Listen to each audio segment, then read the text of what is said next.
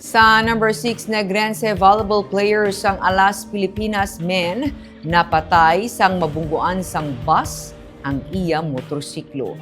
Ginbawian sang kabuhi ang 21 anyos nga volleyball player sang Alas Pilipinas men nga si Ike Andrew Barilea sa nagluntad nga vehicular incident sa atubang sang isa ka mall sa Villena Street sa Barangay Zone 2, Cadiz City, Martes sang hapon. Imbolbado sa traffic incident ang Yamaha Sniper nga ginadala ni Barilea kag isa ka Ceres bus. Nagwa sa investigasyon nga pareho nagapadulong sa Cadiz proper ang motor kag ang bus apang nagsignal pawala si Barilea. Nabungguan sang bus kag nalapakan ang motorsiklo sang volleyball player nga residente sa nasambit nga barangay. Nakaangkon sa madamo nga pilas sa ulo kag lawas si Barilea. Gindala ini sa Cadiz City Emergency Clinic.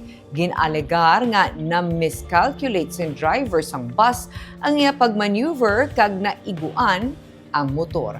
Ang 44 anyos nga driver nga residente sa Barangay Singkang Airport sa Bacolod City detained karon sa Cadiz PNP. Sa pahay sang Alas Pilipinas, ilang nga ginakasubo ang pagtaliwan ni Barilea.